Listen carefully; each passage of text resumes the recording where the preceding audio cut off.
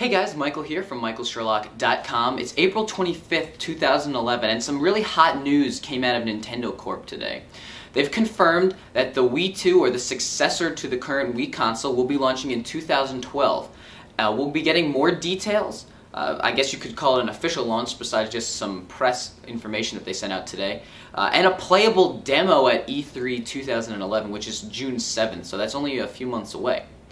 So they didn't release really any solid information besides confirming the fact that this does exist. However, previously to this rumor, previously to this announcement, there had been so many rumors with so many different sources confirming a lot of the same things. So we can round up some of those rumors and then we can compare it to June 7th when the actual information comes out to see just how close they really were. So first, let's start off with cost. It's expected that this will retail between $350 and $400. That's a lot more than the $250 that the original Wii started at. But why is that? It's really about the internal components and the innovation. We'll get to the innovation a little bit later, but this will support 1080p video, obviously. Both the Xbox 360 and PS3 both do this, and that's really the biggest problem with the Wii, the fact that it only goes up to 480p. So it'll have that 1080p support, but it'll also have a GPU-CPU combo, and there are rumors about the exact chipset, but we don't really need to worry about that now. But essentially this combination of processing power and graphical performance will outperform both the Xbox 360 and PS3. Now here's the one thing that I'm a little bit concerned with. The rumors say that it'll be slightly faster than those two consoles. Now the problem with that is, if we say that this Wii 2 or Project Cafe or whatever is the next generation, the Xbox 360 and the PS3 are current competition. So that's basically saying, you know, the Xbox 360, oh, it's so great. Why? Because it's faster than the GameCube and the PS2. Now, obviously, Microsoft didn't do that, but that's kind of in the same boat because they're comparing it to what we would call previous generation hardware. So I'm a little bit concerned because what if probably the next Xbox and the next PS3 will then be significantly faster again than the Wii 2. But I guess that's just a fault or just one of the problems with releasing your console first, because the Wii came out before either of the two, PS3 or Xbox 360, and now this Wii 2 business will be coming out before that. So that's just my little rant about that. Now, one thing that's interesting, the hardware will be able to support 3D, but it's unknown if that'll be a feature that is a staple of this console. I don't think so. If it'll be an extra, possibly, or if it won't even be there at all. Now, I'm really thinking that it'll probably be an extra. It won't be something that is, you know, a staple or a fundamental feature, because Nintendo president, and I'm going to butcher this name, Satoru Iwata, I tried, guys, had this quote that I found that I think is very interesting. It's difficult to make 3D images a key feature because 3D televisions haven't obtained wide acceptance yet. So that really does make sense. You wouldn't want to have your primary feature to be 3D when only a very small sliver of people can actually take advantage of that because their TVs support it. So that's actually a very interesting thing. I would definitely say, though, that 3D is a feature on the box, on the side of the box, that people will be really excited for. So I wouldn't be surprised if it's something that they offer. Similar to the way the PS3, its staple feature, you know, is power and multimedia. It's definitely not 3D, but it can support 3D with certain Bravia televisions, if I remember correctly. So I expect the Wii 2 to be very similar to that. So we have the power that we talked about, that CPU business, and we have the 3D, which probably won't be a staple feature. So what's the innovation? What is the selling point of this console? Well, it's going to have to be the controller. This 8-button controller will sport 2 analog sticks, a 6.2-inch display, and I'll get to that in a second, and a camera. So what do all these features mean? Obviously the buttons are for input, that's pretty simple. And the camera, you'll be able to import content into the game. So maybe if we have a me type thing, perhaps you could take a picture with that and put it right in. Or perhaps you can take a picture of, I don't know, if you're making a cooking game and you want to import an item that isn't necessarily in there, perhaps you can take a picture of a banana and import the banana. We don't really exactly know why that we would use a camera, but I think it would be an interesting thing. And since Nintendo has been slapping cameras on the DS line since the DSi, I wouldn't say it's such a stretch to expect a camera, especially because nowadays you can get some pretty high quality sensors on there for pennies in production. But really the biggest feature is that 6.2-inch display.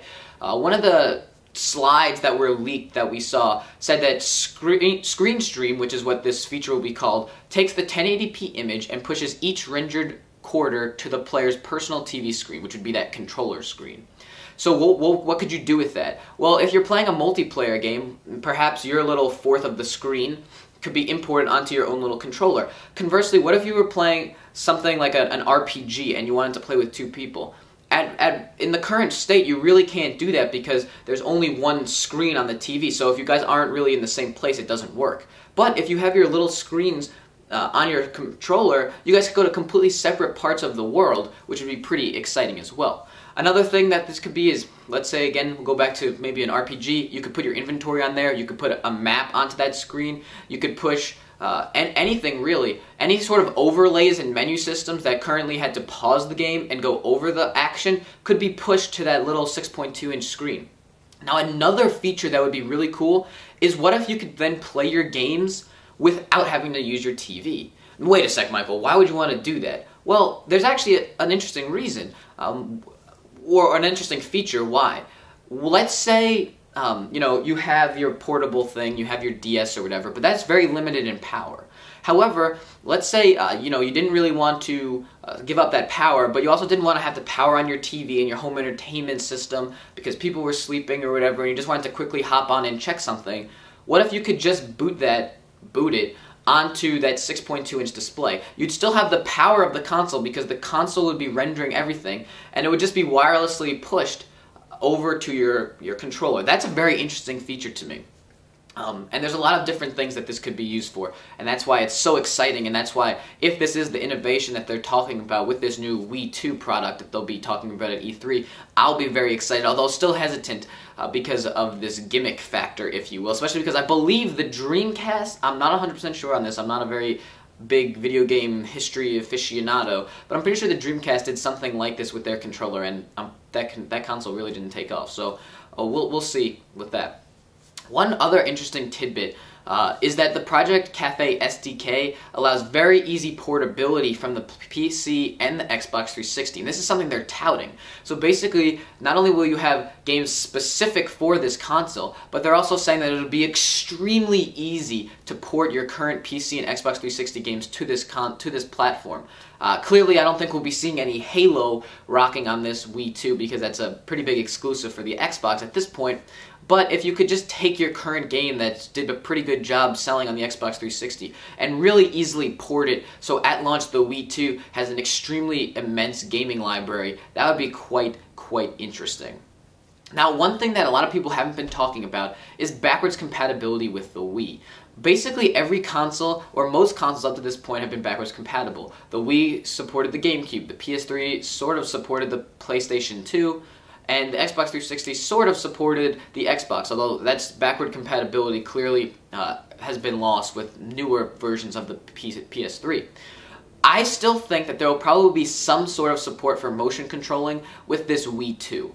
I would think that that since Nintendo has pushed so many Wii consoles, it would kind of be unfortunate for them to drop support entirely for that platform. Now at this point, since all the consoles really have a motion controlling aspect, that can't be your innovative feature. It can't be your, the Wii 2's innovating feature can't be refined motion controlling because that really wouldn't make sense at this point because current consoles can do that. But on the other hand, I would really doubt if they dropped all support for motion controlling because they do want to be backwards compatible with the Wii. So yeah, that's one thing. Now, another thing that I've been wondering is what disc format will they be using?